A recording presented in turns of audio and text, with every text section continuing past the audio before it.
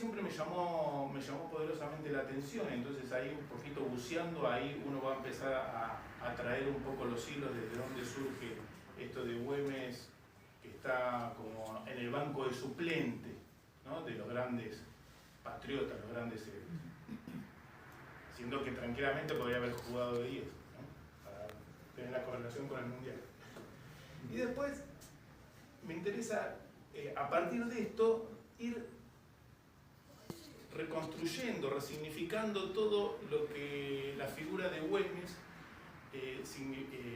significó en cuanto a que Güemes era un líder, pero no era un líder de la academia, no era un líder tampoco político, sino que por definición era un líder gaucho. Entonces, a partir de ahí, de cómo el concepto de la palabra gaucho va a ir modificándose desde el siglo XIX hasta el principio del siglo XX, cómo se va a ir resignificando y con él la figura de Güemes. Es interesante que podamos pensar por qué se tardó casi 175 años en que Güemes tuviera su feriado, por así decirlo, su día, ¿no? ¿Por qué no entró en ese momento en la galería de con los demás próceres argentinos, por la puerta grande? Para esto estructuré la charla basándome en la biografía.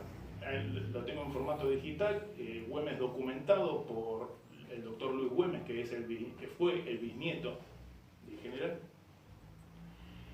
La relación política entre Salta y Jujuy bajo el liderazgo de Güemes, de Domingo Paredes.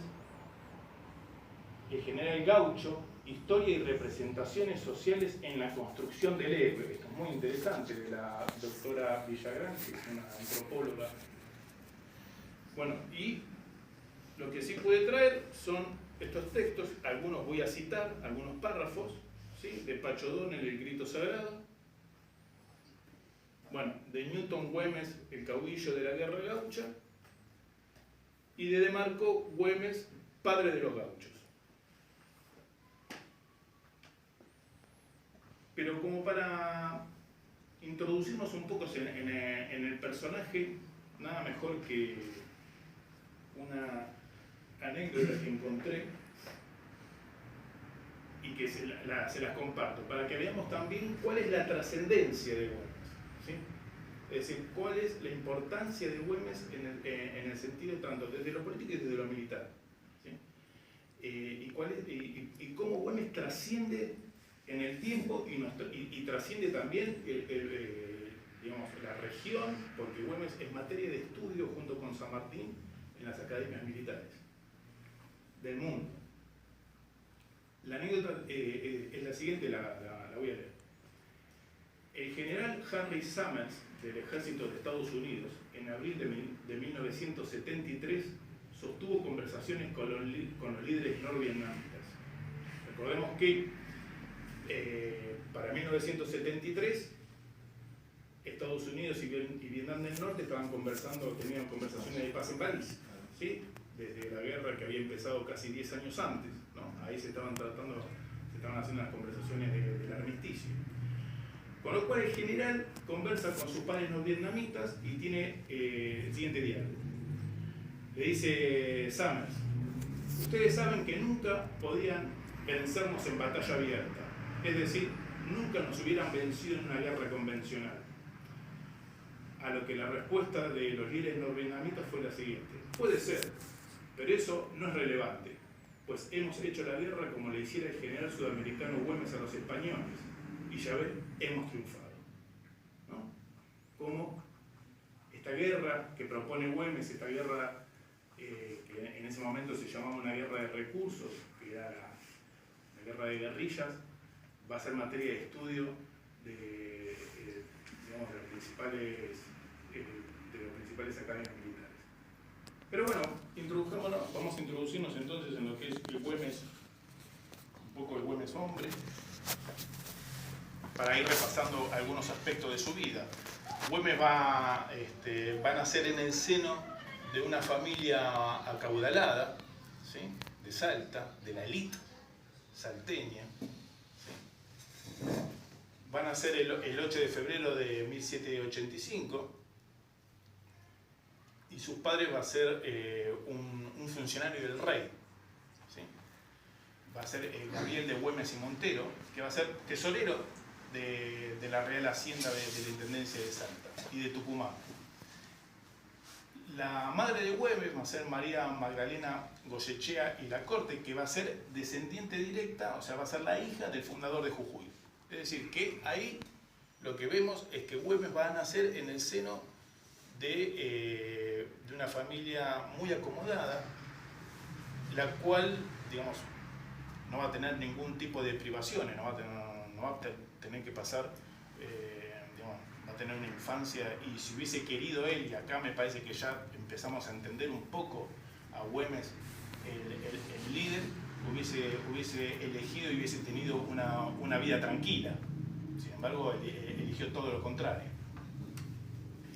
Va a ser bautizado el día siguiente y va a ser ya bautizado bajo el nombre de Juan Martín Miguel de la Mata Güemes. ¿Sí? O sea que va a ser bautizado bajo ese nombre. Y acá hay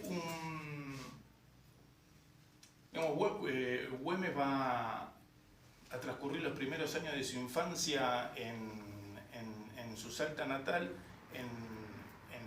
digamos, en las haciendas, en las estancias, de las cuales su familia también era terrateniente. Entonces ahí va a tener un primer contacto, ¿sí?, con lo que es lo natural.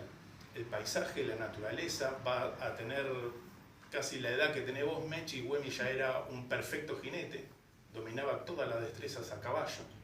¿Sí?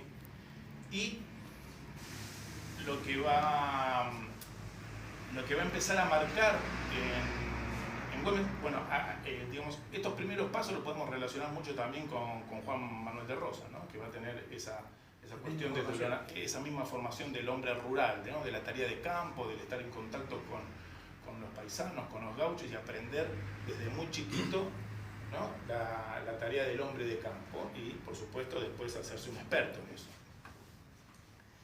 Ya alrededor de los 13 años, Güemes ingresa como cadete en el batallón del rey, en ese momento el batallón fijo, ¿sí?, que estaba destacado en Salta. Entonces ya con 13 años ya se incorpora a la milicia, que en el batallón del rey, que se llamaba fijo, no tenía mucho de fijo, porque después, ya estamos casi en 1805, ya hay informaciones de los planes de los ingleses del otro lado del Atlántico para hacer las invasiones.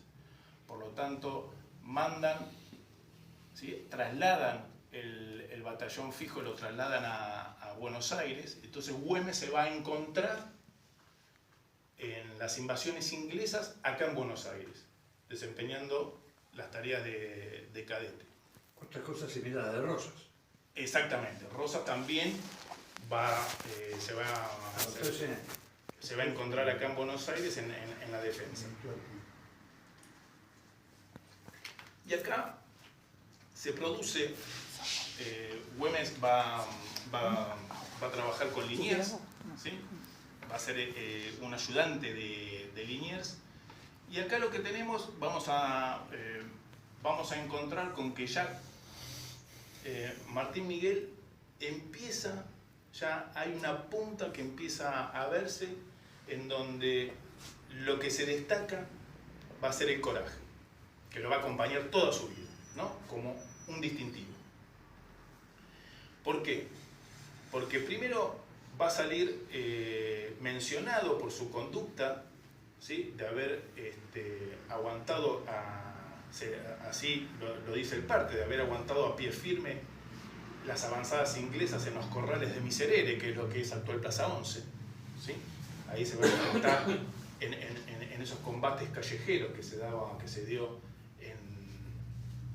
en las invasiones, pero va a protagonizar un hecho insólito que no, me arriesgo a decir que todavía no ha sido igualado en la historia militar, porque produciéndose una violenta bajada del Río de la Plata. Recordemos que, o sea, tengamos presente que en esos momentos el Río de la Plata no es el Río de la Plata que conocemos nosotros ahora. El Río de la Plata estaba acá nomás, ¿sí? Y era todo playa. Se produce una bajante del Río de la Plata y queda encallado un buque inglés, ¿no? En Nazaré, queda encallado, el buque Justin. Liniers le ordena a Güemes que comande, ¿sí? Con un grupo de jinetes para que lo pueda atacar. No solamente que Güemes lo va a atacar, sino que va a capturar el buque Justin, ¿sí? Entonces, ahí se va a producir digamos, este acto que para lo que es la historia militar es bastante insólito, que se haya capturado un buque a caballo, ¿no? Va a ser insólito. ¿Dónde va a ocurrir esto? Va a ser exactamente el lugar donde hoy está la Torre de los Ingleses, ¿sí? La torre, o sea, los ingleses cuando donan la torre con el reloj, la ponen ahí y la ponen, ellos que le dan mucha bola a lo simbólico, no como nosotros, la van a poner ahí en el lugar exacto donde estaba el buque Justin, que fue capturado por Güemes, y como también para una señal de desagravio para ellos, ¿no? Entonces, Güemes va a protagonizar este hecho. Posteriormente, ya nos vamos a meter en la Revolución de Mayo, y automáticamente Güemes ahí no tiene mucha duda. Automáticamente Güemes se alinea con la revolución, se pasa a incorporar al ejército y va a tener va a continuar con su despliegue no solamente de coraje, sino también acá va a empezar a ver Güemes el líder militar, el estratega y el táctico, ¿sí? Porque va en 1810 al frente de todos sus gauchos, va a participar, digamos, va a decidir en favor de los patriotas en la batalla de Suipacha, ¿sí? Eso es clave. Es decir, Güemes va con sus gauchos montados a caballos, va a cortar, los va a atacar a los realistas por uno de los flancos, le va a cortar la retirada y va a caer sobre ellos. La batalla no estaba definida hasta que interviene Güemes, ¿sí? Va a caer sobre ellos como un rayo, ¿sí? Dada digamos, los rápidos y buenos jinetes que eran todos, y ahí va a decidir la batalla de Suipacha. Entonces, ya ahí empieza a notarse un Güemes joven con la característica que va a tener el liderazgo que lo va a acompañar hasta el final de sus días, que va a ser el coraje, la táctica y la estrategia, ¿no? Posteriormente, digamos, se va a producir, Belgrano se va a hacer cargo de todo lo que es el ejército del norte, ¿sí? Y acá lo que va a suceder es que Belgrano va a sancionar, va a tomar una medida disciplinaria contra Güemes, ¿sí? Pareciera ser que Güemes andaba con una mujer casada, ¿sí? Por lo tanto, bueno, ahora no. Belgrano no era muy puro tampoco, ¿no? No, bueno. Para sola venía de Rosa. Pero bueno, no le gustó mucho a Belgrano que Güemes anduviera con una mujer casada, y entonces lo mandó castigado a Buenos Aires, ¿sí? Y como muchas veces lo que sucede conviene, acá en Buenos Aires Güemes se va a encontrar con un joven oficial que viene de España, que va a ser José de San Martín, y ahí Güemes y San Martín van a empezar a tener esa relación, ¿sí? No solo de amistad, sino de respeto profesional mutuo, ¿no? Güemes tiene muy buena impresión de San Martín, que va a ser un militar formado en la academia, pero también en el campo de batalla, ¿sí? Ya recordemos, San Martín viene ya con mucha experiencia, ¿no? Y San Martín va a ver en Güemes alguien que puede ser una pieza clave en el ajedrez que va a plantear para la lucha contra la independencia. Va a participar del sitio de Montevideo, Güemes, y Luego de lo que va a suceder con el ejército del norte de Belgrano, más que nada va a haber ahí tres grandes momentos, ¿no?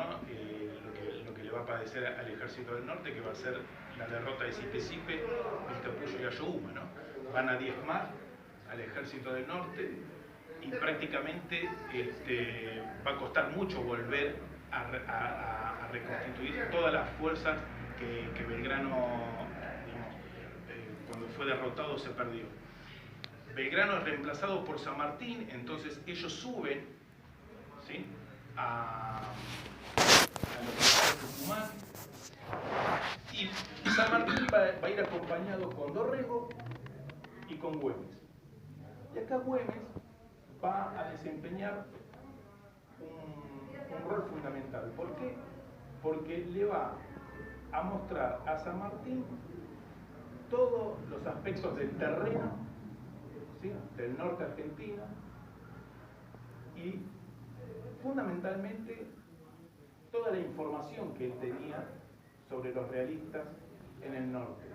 Ahí San Martín va a llegar, junto con Dorrego, por supuesto, otro gran comandante, va a llegar a la conclusión de que entonces,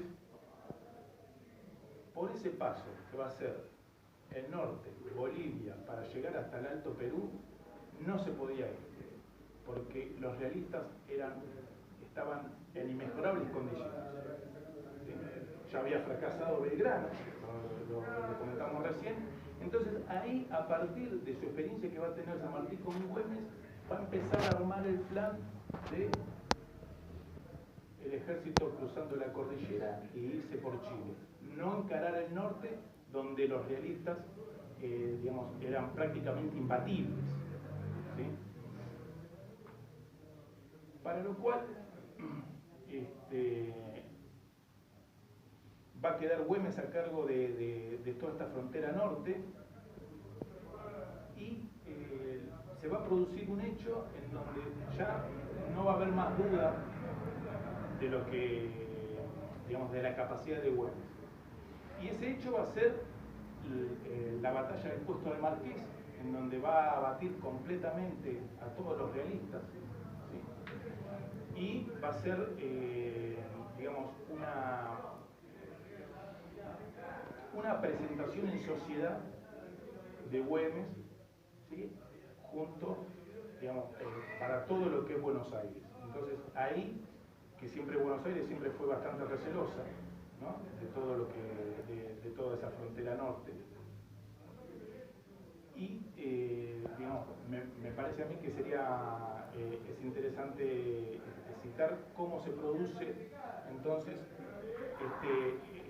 digamos, el combate del puesto del Marqués, donde Güemes se destaca y ya automáticamente queda con su, digamos, prestigio de comandante, y sobre todo de alguien que está siempre al frente y siempre predicando con el ejemplo. Voy a citar el libro de Marco de Güemes, que brevemente va a relatar así. Amaneció el 14 de abril, de acuerdo con lo dispuesto, el batallón de cazadores fue conducido a la grupa de sus caballos por los granaderos, dragones y gauchos de Güemes, hasta llegar sin ser oídos a una legua del enemigo, que se hallaba a las órdenes de vigilia en el puesto del Marqués. Fernández de la Cruz, que tiene la calle acá cruzando Puente la Novia, ¿sí?, dispuso que los granaderos se ubicaran a la derecha, los cazadores al mando del salteño Rudecindo Alvarado al centro y los gauchos a la izquierda. La vanguardia marchó en columna hasta un cuarto de legua del enemigo, lugar donde adoptó el dispositivo de ataque, y en el cual dos divisiones de gauchos se desprendieron con el objeto de tomar la retaguardia. Roto el fuego, avanzaron los granaderos y dragones con el resto de los gauchos, quienes al moverse con rapidez sorprendieron completamente al enemigo. Fernández de la Cruz no va a ahorrar en elogio, va a decir: los valientes gauchos con su jefe y oficialidad son tan recomendables y fue tanta su bizarría que nada tuvieron que envidiar a las tropas más aguerridas. va a decir, el ardor de la carga en la que encabezó Güemes. ¿Sí? Toda la noche se marchó con la posible cautela, llevando la vanguardia a Güemes con sus gauchos y antes del amanecer se hizo un alto para dar un descanso. Pasó algún intervalo sin continuar la marcha y llegado el lance de lograr el fruto de tantas fatigas, Güemes, sin casi ya aguardar órdenes del general de la Cruz, se lanzó impetuosamente al ataque de los enemigos sin darle distancia, lo cual fue advertido por algunos afortunados que pudieron oportunamente salvarse, entre ellos el jefe español coronel Antonio Vigil, que era el jefe del cuerpo. Todo el cuerpo fue abatido, arrollado y pasado en su mayor parte a cuchillo por los gauchos. ¿No? Aquí vemos prácticamente lo van a definir, o sea, Gervasio de Posada lo va a definir como impertérrito, ¿no? Como aquel que desconoce el miedo. ¿Sí? Tal era el arrojo de Güemes. Acá Güemes se va a convertir en el hombre clave, ¿sí?, que va a necesitar San Martín para contener esta frontera norte que era muy endeble. Recordemos, para que tengamos idea, Güemes va a hacer frente a nueve, no una, ni dos, ni tres, 9 invasiones realistas, de las cuales ninguna de ellas tenía menos de 3.000 soldados. ¿Sí? Él se va a hacer frente a 9 de ellas. Y se va a enfrentar con lo mejor del ejército del rey. ¿Sí? No se va a enfrentar con soldados que no tienen experiencia, ni armamento, ni nada por el estilo, sino que se va a enfrentar con lo mejor que va a tener el ejército del rey, porque, hay que decirlo, producida en 1815, producida la caída de Napoleón en Waterloo, repuesto Fernando VII, ¿sí?, va a liberar, va a disponer de un montón de tropas que pelearon en Europa, en las campañas contra Napoleón, y las va a mandar al Alto Perú. ¿Sí? Las va a cantonar en el Alto Perú y en Chile, ¿sí?, para que puedan iniciar y la reconquista y directamente ya sofocar la rebelión. O sea que Güemes se va a enfrentar con esa clase de soldados. ¿Sí? Sus gauchos se van a enfrentar con esa clase de soldados. En ese mismo año se va a casar con Carmen Puch. Carmen Puch también era una patriota salteña que provenía de una familia destacada. ¿Sí? Van a tener 3 hijos. Que ahora vamos a contar un poquito las vicisitudes que tuvieron que atravesar los hijos huérfanos, porque se van a quedar huérfanos ellos, ¿no? Y es interesante ver que en el año 16, a poco, Güemes va a ser un decidido partidario de la Declaración de la Independencia, junto con San Martín, ¿sí?, y Belgrano, ¿no? Son los 3 que van a hacer mucha fuerza para que se pueda declarar la independencia. Y en el año 16 la situación en el continente era bastante complicada, endeble, ¿sí? En México estaban fuertes los españoles. Recordemos que Bolívar estaba exiliado en Jamaica, ¿sí? Toda la parte esa estaba en manos de los españoles. Pido permiso un segundito y le voy a pedir silencio a los chicos de afuera, ¿puedo? Sí. Haga nomás.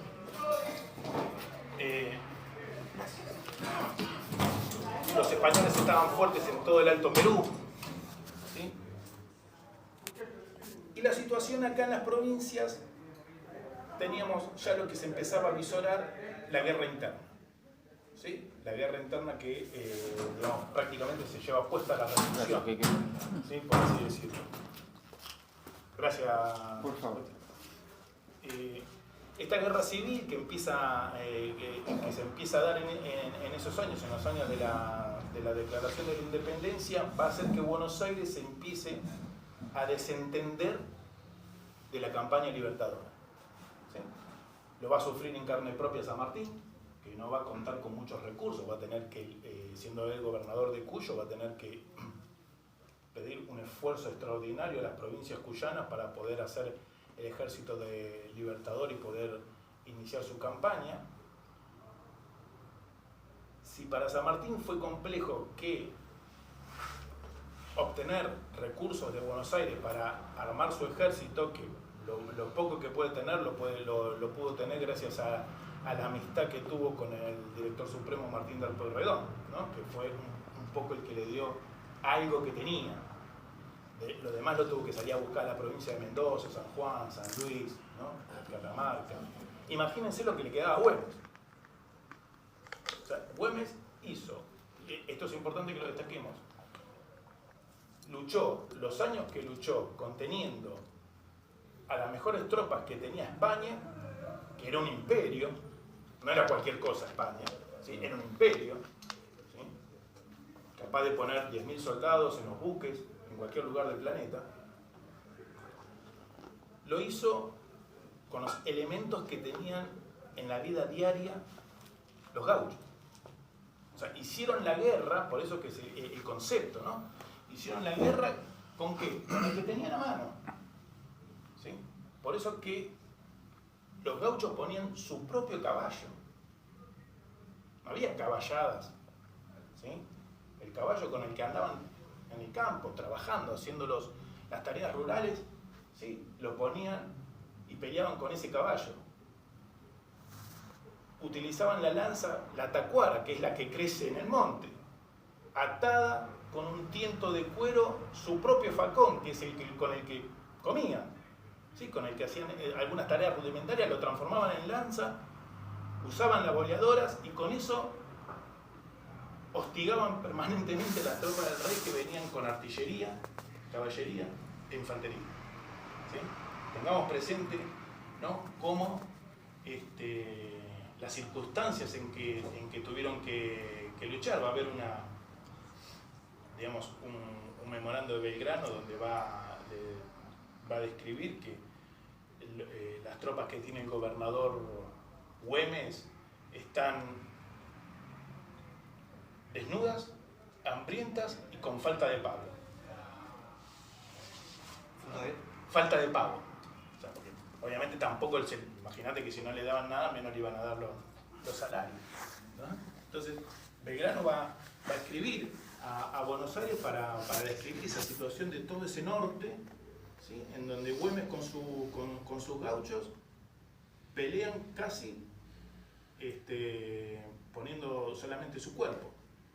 Es interesante ver que cuando no podían, o sea, según las circunstancias, hasta atacaban enlazando a los soldados y llevándoselos a la rastra con los caballos. O sea, ese es el tipo de guerra con el que hace Güemes casi 5 años. Por eso me parece a mí que lo grande, ¿no? de este muchacho. Los realistas, Sí. Al ver ese tipo de acción, algo menos,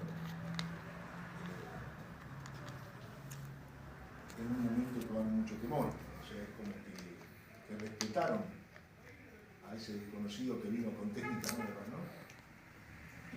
En principio, para no hacer tanta digregación, pero coincido totalmente, ya te voy a leer un comunicado, como si fuese un telegrama que va a mandar de la Serna, que va a venir con sus tropas veteranas de Napoleón a pelear acá, y cómo se va a encontrar con esta nueva forma, ¿no?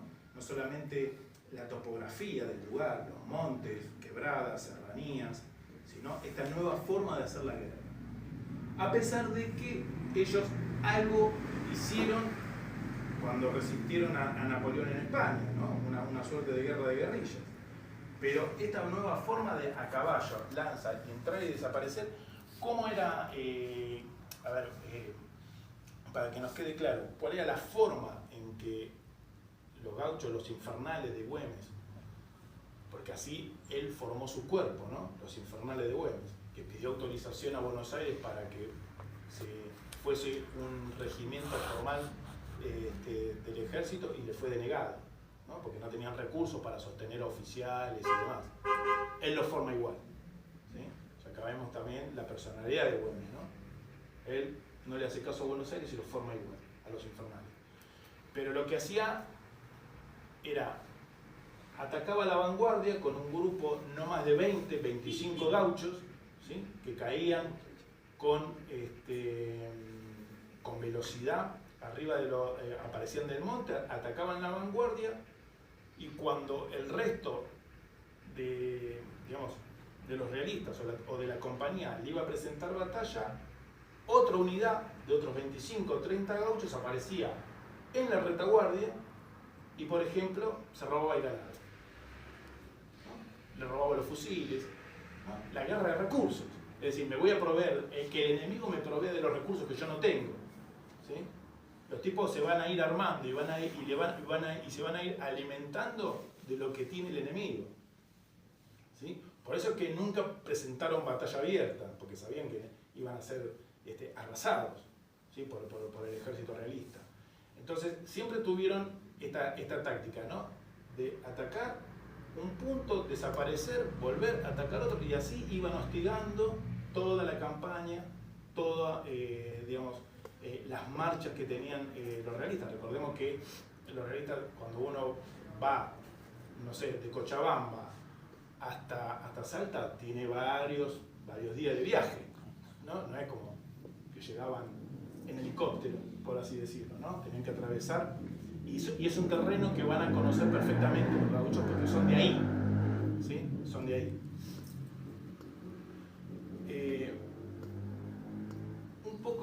Bueno, San Martín ya lo va a designar como jefe del ejército de observación, ya ahí le va a dar el cargo formal, le va a pedir a Martín de Porredón que por favor los nombre, porque ya había conflictos internos con la gente de Buenos Aires, principalmente con Rondó, que por así decirlo tenía una enemistad manifiesta con Güemes. Y ya San Martín, para zanjar toda duda, le va a pedir a Porredón que lo nombre jefe del ejército de observación del norte, para que ya quede consolidado su liderazgo. Y a partir de las victorias que San Martín va a tener en Chile y Güemes en el norte, va a permitir entonces que este plan continental que diseñó San Martín vaya tomando forma y vaya haciéndose posible, cosa que años antes parecía impracticable, porque lo que tenemos que tener en cuenta es lo siguiente: hubo un plan continental para dominar las colonias y tenía que haber un plan continental para liberarlas, ¿sí? Era imposible que liberáramos en la mente de los hombres del puerto de Buenos Aires. Lo único que interesaba era que Buenos Aires, Córdoba y Santa Fe se mantuviera apartado, ¿no? Que tuviera su independencia. Además no interesaba, estaba muy lejos, ¿no? Pero bueno, había que tener un plan continental para la liberación. Entonces acá me parece que, que va a ser notable cómo Güemes, a partir de plantear esta guerra de recursos, va a empezar a hacer doctrina. Y cuando va a empezar a hacer doctrina, me refiero a aquello que se va a estudiar en las academias militares como la guerra de guerrillas, sin que Güemes supiera que esto iba a derivar en una guerra, en una doctrina nueva, por así decirlo, ¿no? Nosotros, a ver, tenemos la primera experiencia de guerra de guerrillas. Formalmente se establece casi en Sudáfrica en el año 1900, con la guerra que van a tener los colonos sudafricanos contra el Imperio Inglés, ¿no? La guerra de los Boers, ¿no? Ahí ellos van a empezar la primera cuestión guerrillera. Pero estos van a ser, digamos, la doctrina que va a plantear Güemes como innovadora, se va a ver reflejada también en los escritos del famoso teórico de la guerra, von Clausewitz, donde él tiene la teoría, a partir de lo que va a ver de Napoleón y demás, va a tener la teoría del pueblo en armas, la nación en armas. ¿Qué es lo que va a aplicar Güemes, ¿sí?, en toda la zona del norte argentino? La tierra en armas, ¿no? Esto que denominó Ábalos, ¿no? La tierra en armas es el concepto de que todos están, digamos, embarcados en la lucha. Para que tengamos alguna idea de lo destacado de Güemes, va a decir San Martín: los gauchos de Salta solos están haciendo al enemigo una guerra de recursos tan terribles que lo han obligado a desprenderse de una división con solo el objeto de extraer algunas mulas y ganado. Y acá, un poco respondiéndote, ¿sí?, va a ser Joaquín Pezuela, el general español, que va a escribir a partir de ese contacto que va a tener con, digamos, con la guerra gaucha, ¿no? A partir de esa experiencia, va a decir de las partidas gauchas de Güemes. Su plan es de no dar ni recibir batalla decisiva en parte alguna, y sí de hostilizarnos en nuestras posiciones y movimientos. Observo que, en su conformidad, son inundados con interminables bosques, con partidas de gauchos apoyados con todas ellas en 300 fusileros al abrigo de una continuada e impenetrable espesura, y a beneficio de ser muy prácticos y de estar muy bien montados, se atreven con frecuencia a llegar hasta los arrabales de Salta y a tirotear a nuestros cuerpos, por respetables que sean, arrebatar de improviso cualquier individuo que tenga la imprudencia de alejarse una cuadra de su plaza o campamento, y burlan, ocultos en la mañana, las salidas nuestras, ponen en peligro mi comunicación con Salta, y a pesar de 2 partidas que tengo apostadas al intermedio, ni una palabra experimento que nos hacen casi con impunidad una guerra lenta, fatigosa y altamente perjudicial, ¿no? Eso es lo que va a remitir, que le va a escribir el virrey. O sea, Pezuela le va a escribir al virrey que esto así no funciona. Con estos muchachos, esto acá no funciona. Entonces, vemos cómo Güemes va a tener esta característica, va a ser un eje, ¿sí?, un eje principal en la independencia y en el plan que va a tener San Martín, y va a tener esta innovación de plantear la guerra de recursos, porque no había otra forma. Buenos Aires no le va a mandar ni un alfiler a Güemes, no lo va a auxiliar con absolutamente nada. Güemes se tiene que arreglar solo. Y pasando a lo que es un poco Güemes gobernador de Salta, Güemes va a tener algunas medidas que van a... Yo les contaba recién que va a tener unas medidas muy innovadoras, ¿no? Y, por ejemplo, va a establecer el fuero gaucho. El fuero gaucho va a decir, bueno, todos los gauchos que estén peleando, ¿sí?, a favor de la causa de la independencia, van a tener una protección especial. No van a pagar impuestos, ¿sí? ¿Sí? No van a tener que someterse a la justicia ordinaria, que lo va a juzgar la justicia militar, ¿sí? Y esto no van a tener que tampoco alquilar. O sea, lo que hacían los gauchos era, los terratenientes tenían a los gauchos y estos le arrendaban la tierra, ¿no? Entonces Güemes lo que va a hacer es, bueno, si como tenemos el concepto del pueblo en armas, ¿sí?, el gaucho va, o sea, un día puede ser campesino, agricultor, y el otro día monta a caballo y se va a una incursión, ¿no? Entonces le va también a, digamos, a sacar ese alquiler de la tierra, con lo cual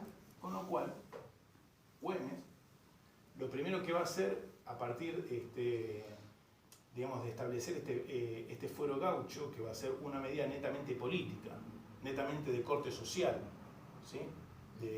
¿Por qué? Porque los gauchos lo único que tenían eran obligaciones. Eran todas obligaciones. Tenían que laburar de lunes a lunes, pagar alquiler, digamos, pagar tributo. A partir de esta medida que lo va a transformar en sujetos de derecho, por supuesto, lo que va a hacer automáticamente se va a ir ganando enemigos internos. Esos enemigos internos va a ser los propios terratenientes y hacendados de todo el norte, de Salta, de Jujuy, sobre todo de la parte de Bolivia. ¿Por qué? Porque se van a ver afectados con el fuero gaucho. ¿Sí? Otra medida que va a tomar Güemes va a prohibir el comercio con el Alto Perú. Lo va a prohibir directamente. ¿Por qué? Porque tiene información, acá va a jugar un rol muy importante su hermana, Macacha Güemes. ¿Sí? Macacha Güemes va a tener un rol fundamental en armar toda una red de espionaje, ¿sí? Porque por su condición se va a codear con la élite salteña, jujeña, también con la del Alto Perú. Entonces se va a servir de esta condición como para pasar información, para tener un servicio de información, ¿no? Le va a proveer a Güemes toda la información. ¿Qué es lo que surge de ahí? Se dan cuenta de que muchos de estos terratenientes, dueños de la tierra del norte, comercian en el Alto Perú y comercian con los realistas, porque en el Alto Perú estaban los realistas. ¿Qué es lo que hacen? Van a vender caballadas, ganado, ropa, pero sobre todo lo que le interesa a Güemes suspender es el comercio de mulas. Eso es lo que le interesa a Güemes que se corte. ¿Por qué? Porque las mulas eran los camiones de hoy. Todo se transportaba a lomo de mula, sobre todo en esos lugares donde hay esa característica geográfica. Entonces, como todo se hacía a lomo de mula, la mula podemos decir que eran los grandes camiones de hoy en día. Entonces a Güemes le interesaba suspender, cortar ese abastecimiento de mulas que tenían los realistas en el norte. Entonces va a establecer esa prohibición, lo cual va a seguir ganándose enemigos internos, ¿sí? Propios tanto de La Rioja, Catamarca y Salta. Y lo que le va a suceder, va a ser tanto, va a ser tanto los intereses que va a empezar a jugarles en contra, que cuando él se encuentra en campaña, le hacen la famosa revolución del comercio. Esta famosa revolución del comercio lo van a deponer a Güemes de la gobernación. ¿Sí? Güemes no está en Salta, está en la campaña y lo van a deponer de la gobernación. Cuando enterado Güemes baja nuevamente y ahí puede reconstruir, puede volver a tomar la gobernación. Pero fíjense hasta dónde llegaba, ¿no? Los intereses que había, con los cuales se había metido. Entonces Güemes va a tener,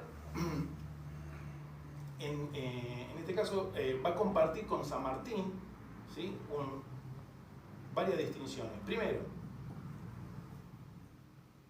la animosidad de Buenos Aires. Ni a San Martín ni a Güemes Buenos Aires los quería, ¿sí? Es más, cuanto más lejos estuviera mejor. Otra característica que van a compartir es que ambos van a ser los primeros jefes militares que se van a transformar en gobernadores electos, por así decirlo. ¿Sí? San Martín en Cuyo, Güemes en Salta. Por supuesto no había elecciones, pero sí el cabildo, ¿sí? Los había proclamado gobernadores. Entonces ahí va a haber dos coincidencias y va a ser un antecedente bastante importante del siglo XIX de cómo funciona el sistema, ¿no? A través del cabildo podían elegir el gobernador. Van a ser los dos únicos casos, porque después todos los gobernadores los va a poner Buenos Aires a dedo. ¿Sí? Todos los van a poner a Buenos Aires a dedo. Para un poco retratar el final de cómo Güemes en el año 21 va a encontrar su muerte, voy a citar un par de tramos que van a describir perfectamente el final de Güemes. Güemes, recordemos que se va a introducir nuevamente en la capital salteña, va a ir a la casa de Macacha, de su hermana, a visitarla, y ahí los españoles le van a tender una emboscada. ¿Sí? Ahí los españoles le van a tender una emboscada. Quien le va a tender una emboscada va a ser alguien que era un antiguo comerciante, va a ser el Barbarucho Valdés, quien, sin ser detectado, van a copar toda la capital de Salta. ¿Sí? ¿Por qué? Porque tenían la información de que Güemes estaba en la casa de su hermana. Eso ya tenían la información, ¿no? Imagínense que para ese entonces poder dar muerte a Güemes era un trofeo, ¿no? Era como ganar el campeonato mundial. Entonces, acá un poco me permito citar cómo es que, según los relatos de Atilio Cornejo, cómo se produce la emboscada de Güemes. Va a decir, el coronel salteño, a órdenes del ejército español, Barbarucho Valdés, buen conocedor del terreno, avanzó y ocupó Salta el 7 de julio. Y acá hay un dato interesante. Valdés contó con el apoyo de terratenientes salteños, a los que les garantizó el respeto de sus propiedades. Ingresó por el Valle del Lerma, por la quebrada de los Yacones, y se deslizó ya de noche y sin caballo hasta la ciudad de Salta, manteniendo un absoluto silencio sin que nadie lo notara. Lo que continúa con el relato, va a decir, hay dos calificados testigos que van a arrojar completa luz sobre la forma en que Güemes recibió la herida en la que le ocasiona la muerte el 17 de junio de 1821. Ellos van a ser don Miguel de Otero y el coronel Enrique Vid. Enrique Vid, que tiene una calle acá en Villa Crespo, me parece. Ahí Warnes Vid. Warnes también había estado a las órdenes de Güemes. Vid era un militar francés que había peleado con Napoleón. Y van a contar en una carta que le va a escribir a Domingo Puig, ¿sí? Posterior, ya en 1860, le va a contar las alternativas de ese episodio.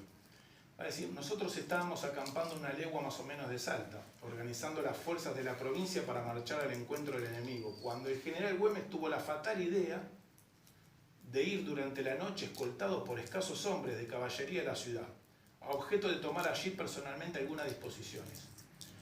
Había echado pie a tierra cuando a medianoche la infantería española, desembocando por una quebrada, entró en Salta y cubrió inmediatamente todas las salidas, no dando tiempo al general Güemes sino a montar su caballo para atravesar dos pelotones de infantería que ocupaban la bocacalle, pasando por sobre el cuerpo de infantes, pero recibió un balazo que algunos días después lo llevó a la tumba. En este continúa, ¿no? Acá tenemos el relato de Otero, y va a decir, Güemes por su mismo valor vino a morir de modo más inesperado. Las tropas del rey le tomaron las dos bocacalles donde pensaba salir. Se dirigió Güemes a una de ellas y al darle el alto quien vive, conoció que eran tropas del rey. Güemes volvió para dirigirse hacia la otra bocacalle, en donde también le dieron el alto quien vive. Entonces Güemes contestó, la patria vive. Desenvainando su sable, metiendo espuelas a su caballo, saltó por encima de las dos hileras de soldados, con fusil y bayoneta, llevándose en el encuentro a los que estaban por delante. Estos hicieron una descarga cerrada, sin que le tocase una bala, como si respetaran su valor. Cuando ya iba a salvo a una distancia de 2 cuadras, hicieron nuevamente una descarga de fusilería, sin puntería, pero una bala perdida lo atravesó el tronco del cuerpo, a la altura de la cintura. Herido de gravedad y sin caer del caballo, marchó al galope abrazado al pescuezo, costeó la falda de San Bernardo y al alba llegó a la Quesera, un ranchito donde es ayudado pero sigue su marcha y se interna con sus gauchos en el monte, hasta donde es llevado por auxilio de su médico, el doctor Castellano, que al ver al general y al caballo empapados en sangre, supo que su suerte estaba echada. ¿Sí? Entonces, a ver, lo que tiene que quedar claro acá, mis amigos, es que Güemes fue traicionado. O sea, Güemes encuentra su muerte porque fue traicionado, fue vendido, fue cantado. ¿Sí? Y fue traicionado por esa élite norteña de la que él provenía. ¿Sí? En este caso, porque la élite dominante puede perdonar varias cosas. Puede perdonar que uno sea un traidor a su religión, a sus valores, a sus amigos, ¿no? Pueden perdonar que uno sea un traidor a su patria. Lo que no va a perdonar nunca es que uno sea un traidor a su clase. ¿Sí? Eso no lo va a perdonar nunca, eso lo va a sufrir también en carne propia Lisandro de la Torre, ¿no? Cuando denuncia a sus pares, ¿no?, el negociado de carnes que están haciendo con los frigoríficos anglo-estadounidenses. Le va a valer el atentado en plena sesión del Congreso. ¿Sí? Entonces, la ley dominante nunca perdona que uno sea un traidor a su clase. Y Güemes era un hombre que había puesto el acento en lo social y que había puesto el acento en todo ese gauchaje, en toda esa clase desvalida, como le decían. Por eso es que se lo conocía como el padre y protector de los pobres, ¿sí?, a Güemes. Para que tengamos un poco la idea de cómo se jugaban las cartas en ese momento, la Gaceta de Buenos Aires va a decir sobre la muerte de Güemes un cacique menos. ¿No? Un cacique menos. Exactamente. Por supuesto, Güemes muere a los 36 años y en completa pobreza, siendo él, ¿sí?, un hijo de una familia de inmensa fortuna. ¿Sí? Va a morir completamente pobre, va a dejar 3 hijos huérfanos, su mujer, Carmen Puig, va a morir al poco tiempo de tristeza, ¿sí? Y los hijos se van a tener que arreglar como pueden, ¿sí? Se van a tener que arreglar como pueden. El Diario Popular de Salta va a consignar en febrero de 1889, decía de los hijos: niños aún vagaban por los bosques en brazos de muchos de aquellos gauchos que lloraban la muerte de su jefe. El hijo del guerrero ilustre vivía de la caridad y del amor de aquellos viejos soldados heroicos. O sea que habían quedado a la buena de Dios. ¿No? Y me permito ya, como para ir cerrando, ver por qué Güemes queda en la periferia de la historia y no ingresa, ¿sí?, en el panteón de nuestros próceres. Ya en el año 1907, cuando se va a discutir quiénes son los que están habilitados para ingresar al panteón de los próceres, a Güemes se lo deja de lado por su condición de caudillo y de gaucho, ¿sí?, cuando era director Ramo Mejía. Pero más que nada lo que va a suceder es que quienes van a escribir la historia oficial, es decir, tanto Sarmiento, que va a establecer el paradigma para interpretar la sociedad, civilización y barbarie, ¿sí?, por supuesto, Güemes queda del lado de aquellos bárbaros, ¿no?, aquellos hombres salvajes del interior, ¿sí?, y no de las clases educadas, refinadas y cultas que estaban en las cercanías del puerto. Entonces, Güemes, y sobre todo con esa ascendencia criolla, con esa ascendencia hispana que tenía, porque recordemos que todo lo que es, digamos, un paradigma de civilización provenía de Europa, ¿sí?, pero no de España, provenía de Francia o de Inglaterra. Era anglosajón. O francés. No, sajón o francés, pero no de España.